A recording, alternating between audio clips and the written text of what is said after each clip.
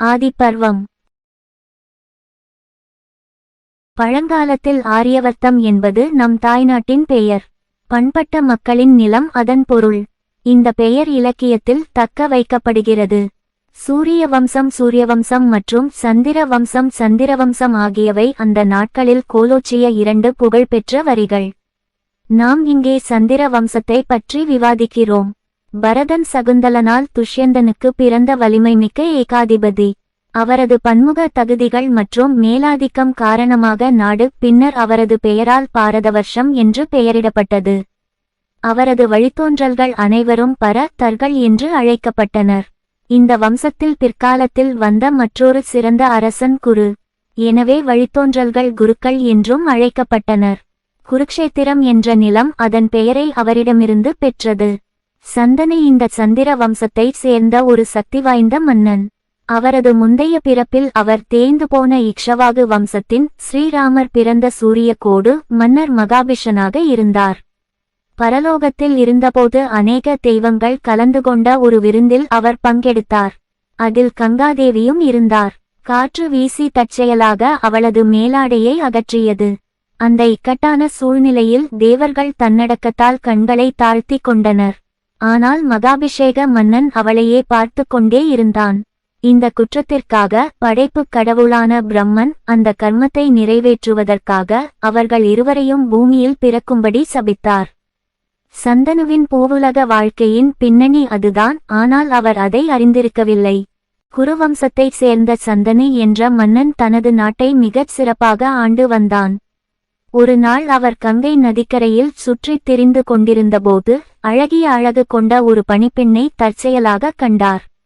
அவ்வப்போது அவளை மணம் முடிக்க வழக்கு தொடர்ந்தான். நிபந்தனையின்றி எல்லாவற்றையும் அவள் காலடியில் சமர்ப்பித்தான். ஆனால் மலர்ந்த கன்னிப்பெண் எப்போதாவது அவளை மணந்து கொண்டால் தன் நிபந்தனைகளை அவனிடம் திணித்தாள். ஆண் பெண்ணிடம் அவளது பெற்றோர் பற்றி விசாரிக்கக்கூடாது. நல்லதோ கெட்டதோ அவளது நடத்தையை அவன் கேள்வி கேட்கக்கூடாது. எக்காரணம் கொண்டும் அவள் மீது கோபம் கொள்ளக்கூடாது. அவன் அவளுக்கு எந்த அதிருப்தியையும் ஏற்படுத்தவில்லை. இந்த நிபந்தனைகளில் ஏதேனும் மீறப்பட்டால் அவள் திடீரென்று தனது கணவனிடமிருந்து தன்னை பறித்துக் கொள்வாள். காதல் வயப்பட்ட சாந்தனு அசாத்தியமான அத்தனை திணிப்புகளுக்கும் அடிபணிந்தான். அவர்கள் திருமணம் செய்து கொண்டு மகிழ்ச்சியாக வாழ்ந்தனர். கணவன் மனைவி இடையே அன்பு மாறாமல் இருந்தது. அந்த பெண் ஒரு ராணிக்கே உரிய அடக்கமும் நளினமும் கொண்டவள். காலம் கடந்து போனது மறந்து போனது. இறுதியில் ராணியிடம் ஒரு விசித்திரமான அசாதாரணம் உருவானது. அவள் சில குழந்தைகளை பெற்றெடுத்தாள். ஆனால் புதிதாக பிறந்த ஒவ்வொரு குழந்தையையும் அவளே பயபக்தியுடன் தூக்கிச் சென்று ஓடும் கங்கையில் வீசினாள். அவள் தன் கடமையை நிறைவேற்றியவள் போல் புன்னகையுடன் மன்னனிடம் திரும்பினாள்.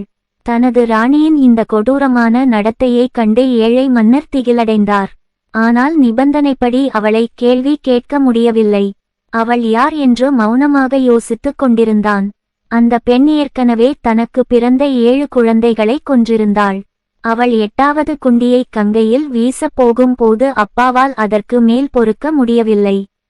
சந்தனு சொன்னான், நல்ல பெண்ணே, நீ ஏன் உன் குழந்தைகளை இப்படி பேத்தனமாக கொலை செய்கிறாய்? தயவு செய்து இந்த குழந்தையையாவது விட்டுவிடுங்கள். அவள் பேசினாள், பெரிய ராஜாவே, நீர் உமது வாக்குறுதியை மீறிவிட்டீர். இப்போது உங்கள் இதயம் உங்கள் குழந்தை மீது உள்ளது, என் மீது அல்ல. அதனால் நான் செல்கிறேன். அதற்கு முன் என்னையும் என் செயலையும் விளக்கிவிடுகிறேன். பூலோகத்தில் சில காலம் உனக்கு மனைவியாக இருக்கும்படி பிரம்மாவால் சபிக்கப்பட்ட கங்கை நான். அந்த நிலையை நான் அறிந்திருந்தாலும் ஒரு மனிதனாக நீங்கள் அதை அறியவில்லை. பூமியில் இன்னும் ஒரு நல்ல திருப்பம் செய்ய நான் ஒப்புக்கொண்டேன். சொர்க்கத்தில் இருந்த 8 வசுக்களும் அவர் இல்லாத நேரத்தில் வசிஷ்டரின் ஆசிரமத்திற்குள் அத்துமீறி நுழைந்து அவரது நந்தினியை, செழிப்பான பசுவை திருடிச் சென்றனர். ஆசிரமத்திற்கு திரும்பிய வசிஷ்டர் தனது யோக நுண்ணறிவால் குற்றவாளிகளை கண்டுபிடித்தார். 8 வசுக்களையும் பூமியில் மனிதனாக பிறக்கும்படி சபித்தார். அந்த சாபம் மீற முடியாதது. 8 வசுக்களும் பூலோகத்தில் தங்களுக்கு தாயாகி அவர்களை இவ்வுலக வாழ்க்கையிலிருந்து எவ்வளவு சீக்கிரம் மீட்க முடியுமோ அவ்வளவு சீக்கிரம் மீட்க வேண்டும் என்று என்னிடம் மன்றாடினார்கள். அதன்படி அவர்களில் 7 பேருக்கு நான் விடுதலை பெற்றுள்ளேன். எட்டாவது, பூமியில் நீண்ட காலம் வாழ்ந்து பல வீரச் செயல்களைச் செய்வது. எனவே நான் அவனை சொர்க்கத்திற்கு அனுப்ப மாட்டேன். ஆனால் நான் அவனுக்கு மாயக்கரங்களில் பயிற்சி அளித்து உன்னிடம் ஒப்படைப்பேன் என்றான். இப்படிச் சொன்ன தேவி எதிர்கால பீஷ்மராக மாறப்போகும் குழந்தையுடன் மறைந்தாள். கங்கை தேவி மறைந்தது சந்தனுவின் மனதில் ஆழமான தாக்கத்தை ஏற்படுத்தியது. எனவே அவர் சுய கட்டுப்பாடு கொண்ட வாழ்க்கையை நாடினார். ஏறக்குறைய ஒரு துறவற வாழ்க்கை வாழ்ந்த அவர் தனது ராஜ்யத்தை நீதியுடனும் கடுமையுடனும் அன்புடனும் ஆட்சி செய்தார். நேரம் கவனிக்கப்படாமலேயே போய்க் கொண்டிருந்தது. ஒரு நாள் கங்கை கரையோரம் சுற்றித் திரிந்து கொண்டிருந்த மன்னன் சாந்தனு ஒரு இளைஞனை கண்டு வந்தான். அவனது எல்லாமே அவனது கவனத்தை ஈர்த்தன. சிறுவனின் தெய்வீக அழகு அவனை கவர்ந்தது. அதையும் தாண்டி அவரது விளையாட்டு அற்புதமாக இருந்தது. தன் அம்புகளால் கங்கை பெருக்கெடுத்து ஓடாமல் தடுப்பதற்காக அணை கட்டினான். அப்போது தேவதை போன்ற ஒரு தேவதை காட்சியில் தோன்றினாள். ஆனால் சாந்தனுவால் அவளை அடையாளம் காண முடியவில்லை. ஆற்றில் வீசப்படுவதிலிருந்து காப்பாற்றப்பட்ட சந்தனுவின் 8வது மகனான அந்த இளைஞனின் தாய் என்று அவள் தன்னை அறிமுகப்படுத்திக் கொண்டாள். திகைத்து நின்ற மன்னனின் மனதில் கடந்த கால நிகழ்வு பளிச்சிட்டது. சிறுவனை கையால் பிடித்து கொண்டு, இவன் உன் மகனின் பெயர் தேவவிரதன். திட்டமிட்டபடி இதுவரை அவரை வளர்த்து வருகிறேன். அவன் பரசுராமரிடம் ஆயுத அறிவியலை கற்று பராக்கிரமத்தில் அவனுக்கு நிகரானவனாக இருக்கிறான். வேதங்கள், அவயவங்கள், வேதாந்தம் ஆகியவற்றை வசிஷ்டரிடம் கற்றவர். பிரகஸ்பதி மற்றும் சுக்ரர் ஆகிய இருவருக்கும் தெரிந்த அனைத்து கலைகள் மற்றும் விஞ்ஞானங்களிலும் அவர் தேர்ச்சி பெற்றவர். அவன் போர் மற்றும் அரசாட்சியில் திறமை வாய்ந்த ஒரு வீரன். தயவு செய்து அவரை உங்களுடன் அழைத்துச் செல்லுங்கள் என்றார். அவள் சிறுவனை ஆசீர்வதித்து சாந்தனுவிடம் ஒப்படைத்துவிட்டு மறைந்தாள். சந்தனு தன்னையும் தன் ராஜ்யத்தையும் ஆசீர்வதித்ததாக உணர்ந்தான். மகிழ்ச்சியுடன் தேவவிரதனை அரண்மனைக்கு அழைத்துச் சென்றார். காலப்போக்கில் அவருக்கு பட்டத்தில் இளவரசர் யுவராஜா என்று முடிசூட்டினார். அந்த இளைஞனின் வலிமை, ஞானம், திறமை ஆகியவற்றைப் போலவே அவனது பக்தியும் மகத்தானது. 4 வருடங்கள் அமைதியாக கழிந்தன. பின்னர் ஒரு சம்பவம் நடந்தது. யமுனை நதிக்கரையில் நடந்து சென்ற மன்னன் சந்தனு ஒரு இடத்தில் அசாதாரண இனிமையின் நறுமணத்தை நுகர்ந்தான். ஒரு மீனவ தலைவனின் மகளான சத்யவதி என்பவளுக்கு இந்த வரம் ஒரு துறவியால் வழங்கப்பட்டது என்று அவர் கண்டுபிடித்தார். வேலைக்காரியை பார்த்தவுடனேயே அவள் மீது காதல் வயப்பட்டான். அவளுடைய வசிப்பிடம் தாழ்மையானதாக இருந்தாலும் அவரது முந்தைய துறவரம் காதலுக்கு இடமளித்தது. சம்பிரதாயமில்லாமல் அவளை தன் மனைவியாக்கிக் கொண்டான். ஆனால் காதலன் தன் தந்தையிடம் அவளை மணந்து கொள்வதுதான் சரியான வழி என்று அவள் அரசனுக்கு நினைவூட்டினாள். அவளுடைய யோசனையின் நியாயத்தை அரசவை அதிகாரி கண்டார். தலைவன் உலக ஞானம் மிக்கவன். அவர் தனது நிலைப்பாட்டை இவ்வாறு கூறினார்: பணிப்பெண்கள் என்றாவது ஒரு நாள் திருமணம் செய்து கொள்வார்கள் என்பதில் சந்தேகமில்லை. என் மகளுக்கும் அது தேவைப்படுகிறது. நம்ம ராஜாவை மாப்பிள்ளையா கிடைச்சது அவளோட அதிர்ஷ்டம். ஆனால் நீ அவளை உன் மணமகளாக்கிக் கொள்ள நினைப்பதற்கு முன் நான் உன்னிடம் ஒரு வாக்குறுதி வாங்கியாக வேண்டும் என்றான். மன்னர், நான் எந்த நியாயமான வாக்குறுதியையும் அளிக்க தயாராக இருக்கிறேன். தலைவன், இந்த பணிப்பெண்ணுக்கு பிறந்த குழந்தை உனக்கு பின் அரியணை ஏறும் என்று நீ உறுதிமொழி எடுக்க வேண்டும். நறுமணமும் தேவதையும் போன்ற பணிப்பெண்ணின் மீது பைத்தியமாக இருந்தாலும் சாந்தனு இந்த வார்த்தையுடன் தன்னை பிணைத்துக் கொள்ளத் தயாராக இல்லை. ஏனெனில் அது தேவவிரதனை வாரிசுரிமையை பறிப்பதற்குச் சமம். இது சாத்தியமற்றது, வெட்கக்கேடானது.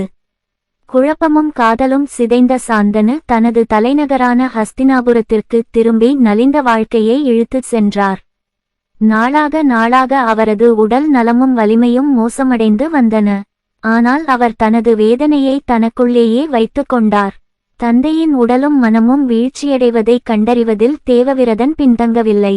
சாம்ராஜ்யத்தில் எல்லாமே செழிப்பாக இருந்தபோது அரசர் மட்டுமே மோசமான நிலையிலிருந்து மோசமான நிலைக்கு சென்று கொண்டிருந்தார். நிச்சயம் இதற்கு பின்னால் ஏதோ ஒரு காரணம் இருக்கும். மகன் தந்தையிடம் வேண்டுகோள் விடுத்தான். தந்தை பதிலளித்தார்: என் அன்பு மகனே, நான் கவலையால் தேய்ந்து கொண்டிருக்கிறேன் என்பது உண்மைதான். நீ என் தனி மகன், எப்போதும் இராணுவ விவகாரங்களில் ஈடுபட்டுள்ளாய். பூமியில் வாழ்க்கை நிச்சயமற்றது, போர் தவிர்க்க முடியாதது. உங்களுக்கு ஏதேனும் அசம்பாவிதம் ஏற்பட்டால் அது குடும்பத்தின் துரதிர்ஷ்டம். ஒற்றை மகன் ஒரு மகனே அல்ல என்று புனித நூல்கள் கூறுகின்றன. குடும்பம் நிலைத்து நிற்பது குறித்து நான் கவலைப்படுகிறேன் என்றார். புத்திசாலித்தனமுள்ள மகன் தனக்கு புரியும்படி கொடுக்கப்பட்டவை அரைகுறை உண்மை என்பதை உணர்ந்தான். மற்ற காரணிகள் மறைக்கப்பட்டன. எனவே அவர் தேரோட்டியை அணுகி தந்தையின் வேதனைக்கான காரணத்தை வெளிப்படுத்துமாறு அவரை வற்புறுத்தினார். மீனவனின் மகளுக்காக அரசன் தாக்கல் செய்த வழக்கு தோல்வியுற்றதை விவரிக்க வேண்டிய கட்டாயம் அவனுக்கு ஏற்பட்டது. அதே தேரோட்டியால் விரட்டப்பட்ட தேவவிரதன் உடனே அந்த மீனவ தலைவனின் குடிசைக்குச் சென்றான்.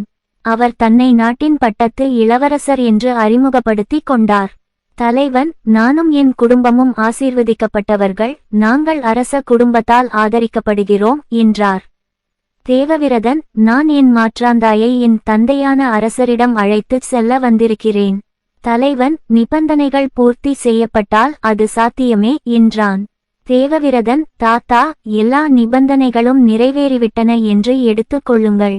குறுநில மன்னன், யுவராஜா, பட்டத்து இளவரசரான தங்களை மிஞ்சி என் பேரன் எப்படி அரியணை ஏற முடியும்? தேவவிரதன், சத்தியவதியால் பிறந்த என் வருங்கால சகோதரனுக்காக அரியணைக்கான எனது உரிமையை நான் துறப்பதாக சத்தியம் செய்கிறேன். தலைவன், பெருந்தன்மையுடன் நடந்து கொள்கிறேன். ஆனால் உங்கள் மகனும் பேரனும் இராஜ்யத்தில் தங்கள் உரிமைகளை உறுதிப்படுத்த மாட்டார்கள் என்பதற்கு என்ன உத்தரவாதம்? தேவவிரதம், நைஷ்டிக பிரம்மச்சரிய வாழ்நாள் முழுவதும் பிரம்மச்சரியத்தை கடைபிடிப்பேன் என்று தேவவிரதன் சபதம் செய்கிறான் என்பது மனிதர்களுக்கும் அமரர்களுக்கும் தெரியட்டும். அவன் இந்த தவத்தை அறிவித்ததும் தேவலோகத்தில் இருந்து வந்த தேவர்கள் அவன் தலையில் மலர்மழை பொழிந்து பீஷ்மா பீஷ்மா என்று முழக்கமிட்டனர். இந்த வார்த்தைக்கு பயங்கர சபதம் எடுத்து அதை நிறைவேற்றுபவன் என்று பொருள். அதிலிருந்து தேவவிரதன் பீஷ்மர் ஆனார். அவர் பூமியில் களங்கமற்ற வாழ்க்கை வாழ்ந்தார். குறுநில மன்னனின் சம்மதத்துடன் பீஷ்மர் தன் தாய் சத்தியவதியை அரண்மனைக்கு அழைத்துச் சென்று தந்தையின் முன் நிறுத்தினான். தன் மகனின் அரிய செயல்களை கேள்விப்பட்ட சந்தனு, தேவவிரதனை தவிர வேறு எந்த மனிதராலும் இத்தகைய தியாகம் சாத்தியமா என்று வியந்தார். தந்தை மகனுக்கு இச்சாமிருதி என்னும் வரத்தை அளித்தார். அந்த வரத்தின்படி பீஷ்மரின் அனுமதியின்றி மரணம் பீஷ்மரை நெருங்காது. சந்தனு சத்தியவதி என்பதை மீனவ தலைவனால் இப்போது வளர்க்கப்பட்ட உபரிசரவாசு என்ற மன்னனின் மகள் என்று அறிந்தான். எனவே அவள் ஒரு க்ஷத்திரிய பணிப்பெண். புனித விதிகளின்படி அவர் அவளை மணந்தார். காலப்போக்கில் சத்தியவதி மூலம் சித்ராங்கதன், விசித்திரவீரியன் என்ற இரு மகன்களை பெற்று காலமானான். பீஷ்மா அவர்களின் பாதுகாவலரானார். அரசனான சித்ராங்கதனுக்கு முடிசூட்டினான். இந்த மன்னன் அதே பெயருடைய ஒரு கந்தர்வனுடன் போரில் வீழ்ந்தான். தம்பி விசித்திரவீரியன் அரியணையில் அமர்த்தப்பட்டான். அவர் இன்னும் இளைஞராக இருந்ததால் பீஷ்மர் அவர் சார்பாக ராஜ்யத்தை ஆட்சி செய்தார். பின்னர் அவருக்கு ஒரு வாழ்க்கை துணையை கண்டுபிடிப்பது அவசியமானது. பண்டைய இந்தியாவில் அரச திருமணம் இரண்டு வகைப்படும். சாதாரண வகை சுயம்வரம் அல்லது சுயவிருப்பப்படி இருந்தது. இளவரசர்கள் ஒன்று கூடி தங்கள் திறமைகளையும் வீரத்தையும் வெளிப்படுத்துவார்கள். மணமகள் இளவரசி தான் மணமகனாக தேர்ந்தெடுத்த இளவரசனுக்கு மாலை அணிவிப்பாள். அசாதாரணமான வகை நடைமுறையை விட செவிவழிச் செய்தியாக இருந்தது. அதன்படி மணப்பெண் இளவரசியை மணமகன் பிடுங்கி எறிந்து விடுவார். காசி மன்னன் தனது அம்பா, அம்பிகை, அம்பாலிகை ஆகிய 3 மகள்களையும் திருமணம் செய்து கொள்ள பெற்றான். வழக்கமான சுயம்வரத்திற்கு ஏற்பாடு செய்யப்பட்டிருந்தது. பல இளவரசர்கள் தங்கள் பராக்கிரமத்தை காட்ட வந்திருந்தனர். அங்கு பீஷ்மரின் இருப்பு சந்தேகத்துடன் பார்க்கப்பட்டது. அவர் ஒரு ஒப்பற்ற போர்வீரர் என்பதில் சந்தேகமில்லை. ஆனால் அவர் வயதில் முதிர்ந்தவராகவும் பிரம்மச்சாரியாகவும் இருந்தார். அவர் அங்கு தோன்ற வேண்டிய அவசியம் என்ன? பீஷ்மர் அறிவித்தார், மன்னர்களே, நான் இந்த 3 கன்னிகைகளையும் வலுக்கட்டாயமாக அழைத்துச் செல்கிறேன். குருவம்ச மன்னனான என் தம்பி விசித்திரவீரியனை மணந்து கொள்வார்கள். எதிர்க்க துணிபவர்கள் எனக்கு போர் புரியட்டும் என்றான். ஆத்திரமடைந்த ராஜ்குமார் தம்பதிகள் ஒரு குழுவாக பாய்ந்து கடும் எதிர்ப்பை வெளிப்படுத்தினர். ஆனால் பலனில்லை. ஆக்ரோஷமான பீஷ்மர் அவர்கள் அனைவரையும் பயமுறுத்தி பரிசுகளை தனது தலைநகரான ஹஸ்தினாபுரத்திற்கு எளிதாக கொண்டு சென்றார். மூத்த சகோதரியான அம்பா இப்போது சிறைப்பிடிக்கப்பட்டவனிடம் பிரார்த்தனை செய்தாள். நான் ஏற்கனவே சால்வனை என் கணவனாக ஏற்றுக்கொண்டேன். என் கற்புக்கு இடையூறு ஏற்படக் கூடாது என்று பிரார்த்திக்கிறேன் என்று கூறினார்கள். பீஷ்மரும் சத்யவதியும் அவளது வழக்கை ஆராய்ந்து அவளை சௌபல நாட்டு மன்னன் சால்வனிடம் முறையாக அழைத்துச் செல்ல ஏற்பாடு செய்தனர். இந்த சம்பவம் சிக்கல்களுக்கு வழிவகுத்தது. இது பின்னர் ஆய்வு செய்யப்படும். மற்ற சகோதரிகளான அம்பிகாவும் அம்பாலிகாவும் நீண்ட காலம் வாழ விதிக்கப்படாத விசித்திரவீரியனை மணந்தனர். சந்ததி ஈனும் முன்னரே அந்த இளைஞன் இறந்துவிட்டான். குடும்ப அழிவு என்பது ஒரு அரச குலத்திற்கு ஏற்படக்கூடிய அனைத்து துரதிர்ஷ்டங்களிலும் மிக பெரியது. அந்த அபாயம் சந்தானுவின் வம்சத்தை அச்சுறுத்தியது.